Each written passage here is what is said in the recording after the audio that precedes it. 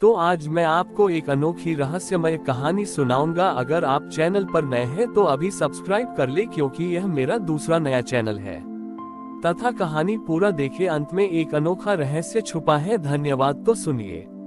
एक समय की बात है, एक बहुत ही प्राचीन गांव था जिसका नाम था वृक्षपुरी। इस गांव में एक बूढ़ा माली रहता था जिसका नाम था हरपाल। हरपाल की भक्ति बहुत अनोखी थी। वह शिव जी की पूजा मंदिरों में जाकर नहीं करता था, बल्कि अपने बगीचे में करता था। वह हर फूल, हर पत्ती को महादेव की रचना मानता था। हरपाल का बगीचा बहुत सुंदर था, लेकिन गांव का मुखिया धर्मपाल बहुत ही लालची और अहंकारी था। धर्मपाल को लगता था कि हरपाल का बगीचा गांव के मंदिर से ज्यादा सुंदर है। उसे ये भी लगता था कि हरपाल की प्रसिद्धि उससे ज्यादा हो गई है। धर्मपाल ने हरपाल से कहा, हरपाल, तुम अपने बगीचे को इतना सुंदर क्यों रखते हो? ये सब मुझे पसंद नहीं है। हरपाल ने विनम्रता से जवाब दिया, मुखिया जी, ये बगीचा मेरा नहीं बल्कि महादेव का है। मैं तो बस इसका सेवक हूँ। धर्मपाल को ये सुनकर बहुत गुस्सा आया। उसने हरपाल को नीचा दिखाने के लिए एक योजना बनाई। अगले दिन उसने अपने कुछ आदमियों को भेजा और उन्होंने हरपाल के पूरे बगीचे को तहस नहस कर दिया। उन्होंने सारे फूल तोड़ दिए, पौधे उखाड़ दिए और पूरा बगीचा बर्बाद कर दिया।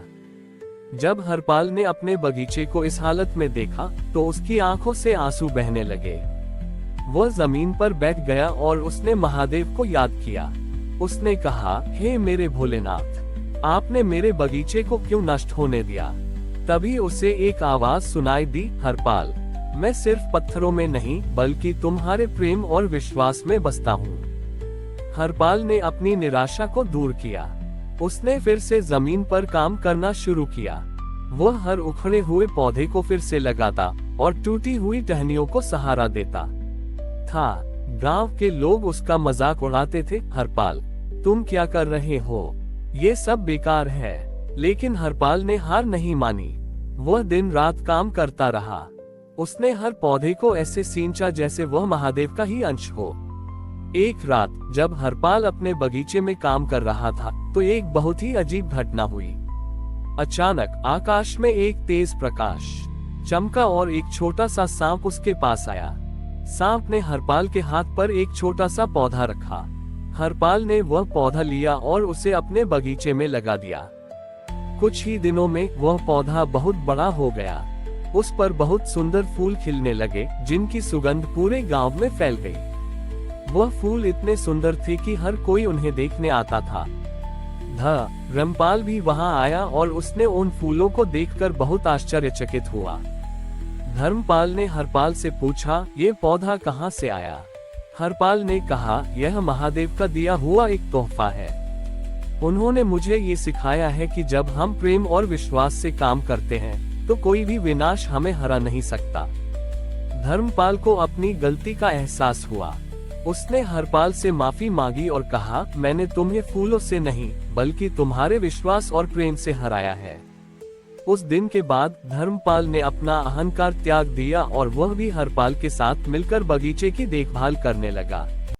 हरपाल ने उसे सिखाया कि शिव जी की सच्ची पूजा मंदिर में नहीं बल्कि प्रकृति और उसकी रचनाओं की सेवा में होती है। धर्मपाल का हृदय परिवर्तन होने के बाद वृक्षपुरी गांव में एक नई शांति और सद्भाव का वातावरण छा गया। धर्मपाल अब अपनी सत्ता का उपयोग अहंकार के लिए नहीं बल्कि गांव और उसके लोगों की भलाई के लिए करता था। वह हरपाल के साथ मिलकर बगीचे की देखभाल करता और उसे महादेव का मंदिर मानता था। एक दिन गांव में एक बहुत बड़ा तूफान आया। तूफान इतना भयानक था कि उसने गांव के सारे घर और पेड़ उखाड़ दिए। गांव वाले डर के मारे कांप रहे थे। उन्होंने देखा कि हरपाल और धर्मपाल अपने बगीचे में खड़े हैं, जहां तूफान का कोई असर नहीं हो रहा था। बगीचे के फूल और पौधे सुरक्षित थे। जब तूफान रुका तो गांव वाले हैरान होकर हरपाल और धर्मपाल के पास आए। उन्होंने पूछा, ये चमत्कार कैसे हुआ? पूरे गांव में सब कुछ बर्बाद हो गया, लेकिन आपका बगीचा सुरक्षित है। हरपाल ने मुस्कुराते हुए कहा, ये चमत्कार नहीं बल्कि हमारे विश्वास और प्रेम का फल है। हमने इस बगीचे को सिर्फ एक जमीन का कड़ा नहीं बल्कि महादेव का घर माना है। जब हम किसी चीज को प्रेम से सींचते हैं तो महादेव उसकी रक्षा करते हैं। धर्मपाल ने आगे बढ़कर कहा, हाँ, मैंने अपनी लालसा में इस बगीचे को नष्ट करने की कोशिश की थी, लेकिन हरपाल के विश्वास ने इसे फिर से जीवन दिया। अब मैं समझ गया हूँ कि सच्ची दौलत धन दौलत में नहीं बल्कि प्रकृति और उसके जीवों के प्रति हमारे प्रेम में है। गांव के लोग बहुत प्रभावित हुए। उन्होंने हरपाल और धर्मपाल से माफी मांगी और कहा कि वे भी अपने गांव को फिर से बनाना चाहते हैं, लेकिन वे नहीं जानते कि कैसे शुरू करें। हरपाल ने गांव वालों से कहा, जिस तरह हमने इस बगीचे को फिर से बनाया, उसी तरह हम अपने गांव को भी फिर से बना सकते हैं। हमें बस एकजुट होकर काम करना होगा। गांव के लोगों ने मिलकर काम करना शुरू किया। उन्होंने हरपाल और धर्मपाल के मार्गदर्शन में अपने घर फिर से बनाए, लेकिन इस बार वे घर ज्यादा मजबूत और सुंदर थे। हर घर के बाहर उन्होंने एक छोटा सा बगीचा भी बनाया, जिसमें उन्होंने फूल और पौधे लगाए। धीरे धीरे पूरा गांव एक बड़ा और सुंदर बगीचा बन गया। हर जगह फूल खिल रहे थे और हर घर में एक नया जीवन था। गांव वालों ने उस तूफान को अपनी हार नहीं बल्कि एक सबक माना। इस घटना के बाद हरपाल और धर्मपाल ने मिलकर एक नया मंदिर बनाया। यह मंदिर पत्थरों का नहीं बल्कि पेड़ों और फूलों का बना था। यह मंदिर दर्शाता था कि उनकी आस्था सिर्फ मूर्तियों में नहीं बल्कि प्रकृति और एक दूसरे के प्रति उनके विश्वास में थी। इस कहानी से यह शिक्षा मिलती है कि शिव जी को सिर्फ मंदिरों में नहीं बल्कि हमारे हर कर्म में पाया जा सकता है, खासकर जब हम प्रेम और दया के साथ काम करते हैं। तूफान के बाद वृक्षपुरी गांव सचमुच एक स्वर्ग बन गया था। हरपाल और धर्मपाल की जोड़ी गांव के लोगों के लिए प्रेरणा बन गई थी। हरपाल की भक्ति और धर्मपाल की विनम्रता ने गांव को एक नई दिशा दी थी। एक दिन गांव में एक बहुत ही प्रसिद्ध साधु महादेवदास अपनी यात्रा पर आए। महादेवदास ने अपनी सारी जिंदगी शिव जी की पूजा में बिताई थी। उन्हें लगता था कि सच्ची भक्ति सिर्फ कठोर तपस्या, व्रत और ध्यान से ही मिलती है। जब उन्होंने वृक्षपुरी गांव की सुंदरता देखी तो वे बहुत प्रभावित हुए।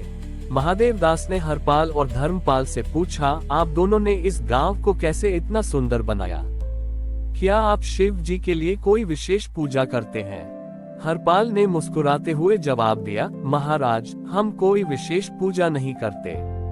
हम बस अपने हर कर्म में शिव जी को देखते हैं। जब हम एक बीज बोते हैं तो हम शिव जी के आशीर्वाद को बोते हैं। जब हम एक फूल को सींचते हैं तो हम शिव जी के चरणों को सींचते हैं।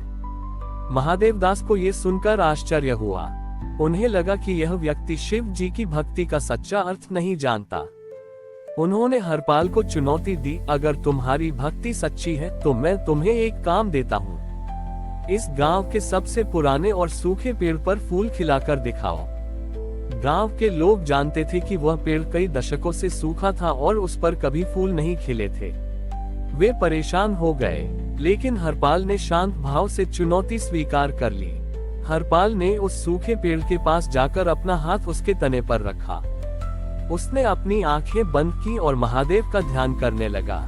उसके मन में कोई मंत्र नहीं था, सिर्फ शुद्ध प्रेम और विश्वास था। उसने उस पेड़ के हर हिस्से को महसूस किया, उसकी वर्षों की निराशा और अकेलापन को समझा। तभी हरपाल की आंखों से आंसू निकले और वे सूखे पेड़ की जड़ों पर गिरे। हरपाल ने कहा, हे मेरे भोलेनाथ, मैं इस पेड़ में आपकी आत्मा को देखता हूँ, कृपया इसे जीवन दो। देखते ही देखते एक चमत्कार हुआ। सूखे पेड़ की टहनियों पर छोटी छोटी पत्तियां उगने लगी और कुछ ही देर में उस पर गुलाबी और सफेद रंग के सुंदर बड़े फूल खिलने लगे। पूरा पेड़ खिल उठा। महादेवदास ये देखकर दंग रह गए। उनकी आंखों से भी आंसू बहने लगे। उन्हें अपनी गलती का एहसास हुआ। उन्होंने अपनी पूरी जिंदगी कठोर तपस्या और नियमों में बिता दी थी, लेकिन उन्हें वह शांति कभी नहीं मिली थी जो हरपाल के चेहरे पर थी। महादेवदास ने हरपाल के सामने घुटने टेक दिए और कहा, मैं महादेव को बड़े बड़े तीर्थों में खोज रहा था, लेकिन आज तुमने मुझे दिखाया कि महादेव तो एक सूखे पेड़ में भी बसते हैं। सच्ची भक्ति सिर्फ बाहरी कर्मकांडों में नहीं बल्कि निस्वार्थ प्रेम और दया में होती है। उस दिन के बाद महादेव दास ने अपनी तपस्या का तरीका बदल दिया। उन्होंने अपने जीवन को लोगों और प्रकृति की सेवा में समर्पित कर दिया और वे हरपाल के साथ मिलकर वृक्षपुरी को और भी सुंदर बनाने लगे। इस तरह वृक्षपुरी गांव ने ये साबित कर दिया कि महादेव की सच्ची भक्ति सिर्फ भक्ति नहीं, बल्कि कर्म, दया और प्रेम का संगम है। हमारी और भी आध्यात्मिक एवं अनोखी कहानियां देखने के लिए हमारे चैनल पर जाएं तथा धार्मिक एवं पौराणिक अनोखी कहानियां हमारे चैनल पर है। कृपया जाके देखें तथा हमारे चैनल को सब्सक्राइब करके रखें और वीडियो लाइक जरूर करें। धन्यवाद।